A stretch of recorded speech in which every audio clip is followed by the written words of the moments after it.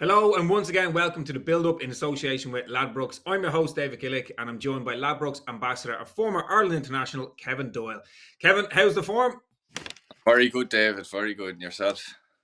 You're going to have a busy weekend, no doubt. I know there's a lot of football on, but Yeah. your eyes are probably going to be elsewhere, are they? Well, you've just distracted me from main three there now, and the Masters has started. So football's about third fiddle, I'd say, in my eyes, and that now.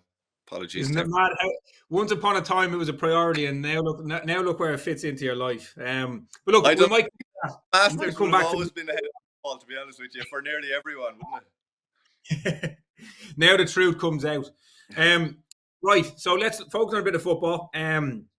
Last weekend, okay, Ireland's talisman under Stephen Kenny, Chiedozie Ogbene. I don't know if you saw the goal. I was watching I, it, and an absolute peach of a goal. It strikes me that, like, obviously with Rotherham, he's doing very well. I'm a Sunderland fan, okay, so I'm looking at League One on a regular basis. For you're my sin, you're having a better second half. You're not too far off. By you 6 playoffs, just about playoffs. we're just out of the playoffs.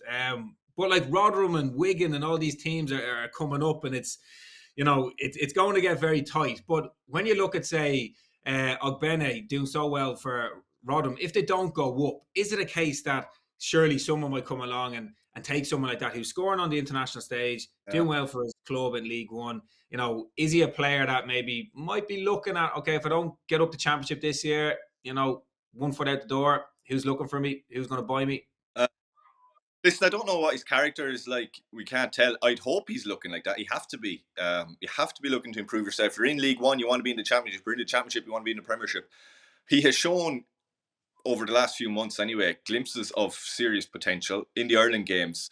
Like barring a couple of close offside decisions, he could have had a few goals there.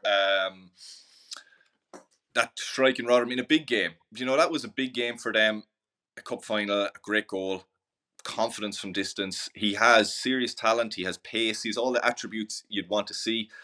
Now it's a case of, can he build on it? Can he maintain it? We've had a good few young players over a number of years. I won't name names, but over the last couple of years where they sort of get to that, they get a little bit of taste for it, and then they don't seem to push on and they disappear again. He seems to me, anyway, I don't know, just in the interviews and how he acts, he seems to be a person who will improve, who will get better for it, who playing with confidence, plays with a smile on his face, looks passionate, looks hungry, aggressive, the stuff you want to see. I just hope he maintains that. Could go up with Rotherham. If he doesn't, I suppose I'm finally trying to answer your question.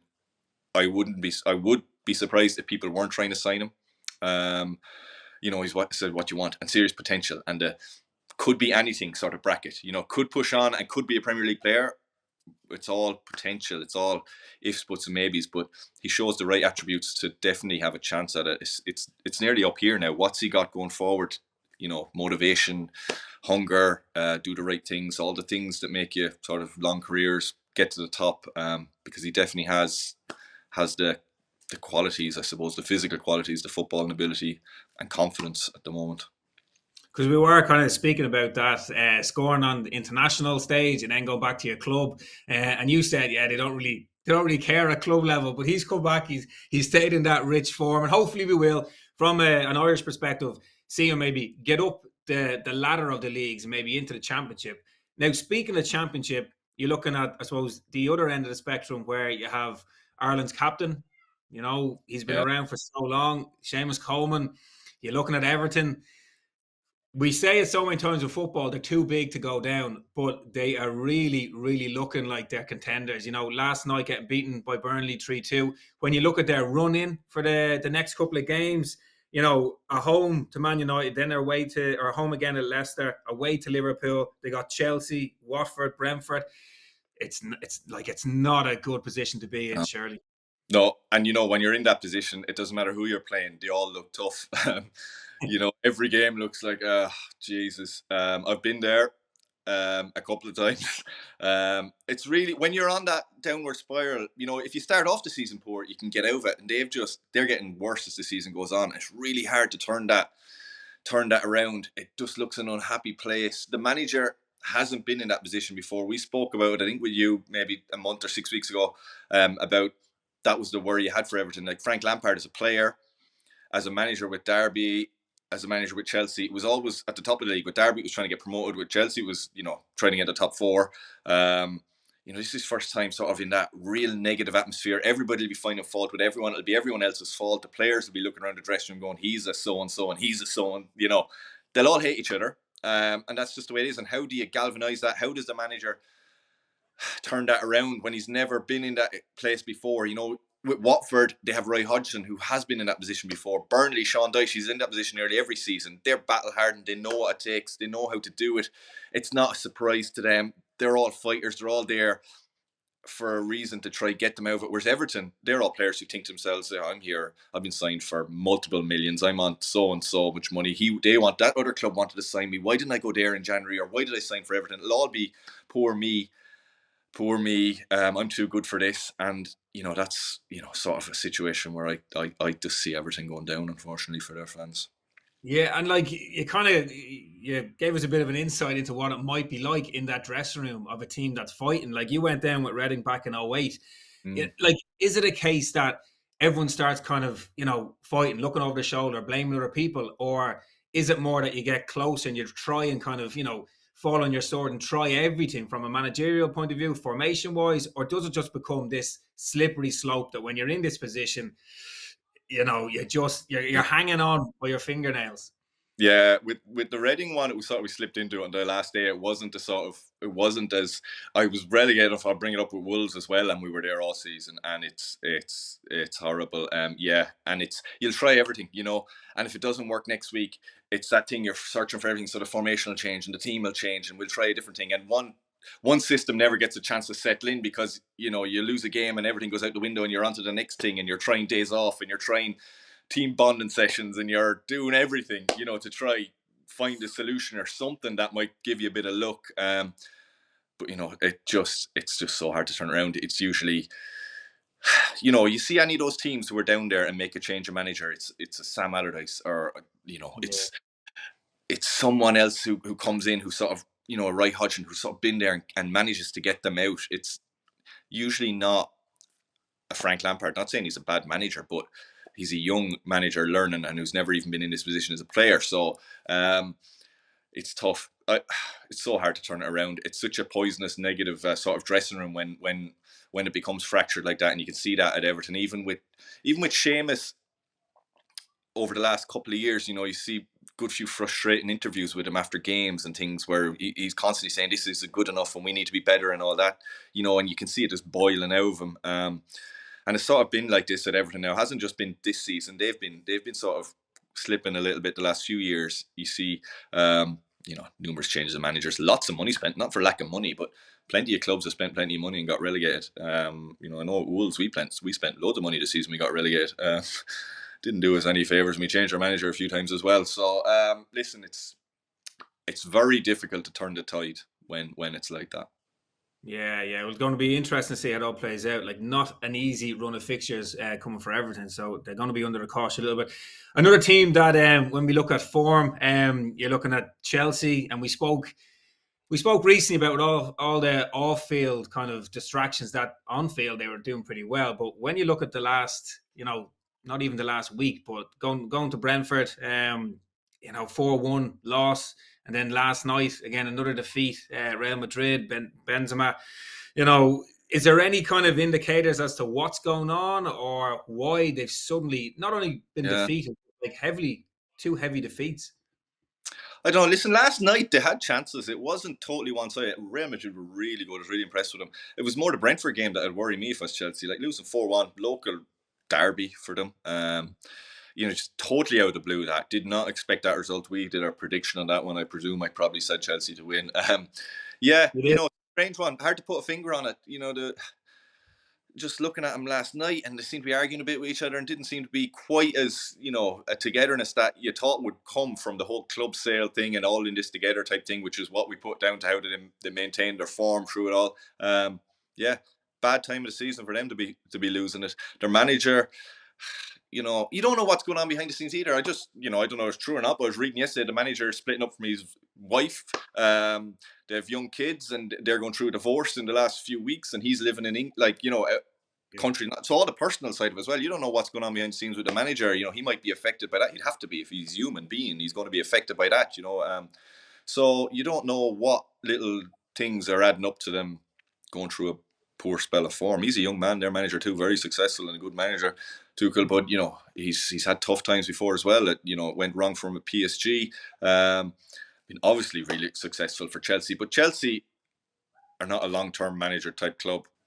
It's funny football, because you could be in great form, then you have a heavy defeat, and then the game after that becomes a really big game. And in Chelsea's, they kind of, going into the weekend, it's a big week for them. And other teams that are having a big week, obviously, you're looking at this weekend, and I suppose the big talking point, the big fixture is City versus Liverpool. A point in it at the moment. Is this the true kind of 6-pointer game? Is the winner of this game going to be odds-on favourite to take the league? How do you see it all panning out? You would imagine so. Both in great form. It's hard to tell. I would have said before I read a few quotes this morning, I would have said yes, whoever wins this, they're probably going to win the league. But in the equivalent fixture a few years ago, Liverpool won and everyone thought they were going to go on to win the league, and then they slipped up. They went ahead and they slipped up then with a few games to go. So it's not, it's not definite whoever wins it, of course not, but it's a massive psychological boost. Liverpool, and both of them fighting on, Liverpool fighting on four fronts. Man City, I suppose, the focus for them, they've won plenty of Premier Leagues now. The focus for the manager, he won't ever say it, of course, but will be more Champions League, won't it? He wants to win that Champions League. He hasn't won it outside of Barcelona. He's been at, a fantastic Bayern Munich team, a fantastic Man City team now for a number of years, and has failed to win the Champions League, which seems to, he gets asked about it a lot. That must be bugging him. So I'd imagine that might be their slight focus, which might help Liverpool, but it's going to be a great game. Really looking forward to it. Every time you watch Liverpool, in fairness, and in fairness to Man City, every time you watch them, good to watch, exciting games. So, and when they play each other, exciting games. So, really interesting one. Probably be a draw, to be honest with you. It's if I had to pick a winner, I'd go with Liverpool. But listen, both fantastic team squads, both fantastic managers. Both managers you'd like to manage your team, whoever you support. Sunderland in League One. Yeah. That'd be a challenge for them. That'd make them earn their money, wouldn't it? Get Sunderland back.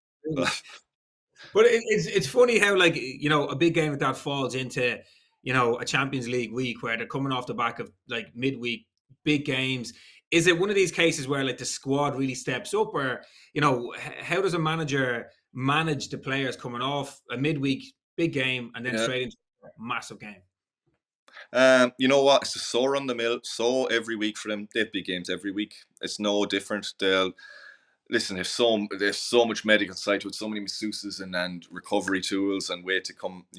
They've, especially Man City, they've got a great squad, but Man City have slightly more strength and depth. There's so many players who've been rested and planned through the season to be sort of not overloaded. Not all the side of it that goes into the sports science. It won't be just who's right this week, right? It'll be so much thought and effort gone into making sure they're ready at different stages of the season. So it's players are so used to whether it's internationals coming back playing club games, going playing Champions League games. Players at that level are just so. It's just the next game, the next week. Their bodies are so in tune, so fit. They eat so well. It's not an issue. Yeah.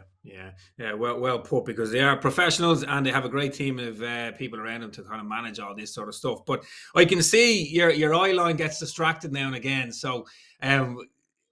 Aintree, okay, big weekend. You have massive interest in it.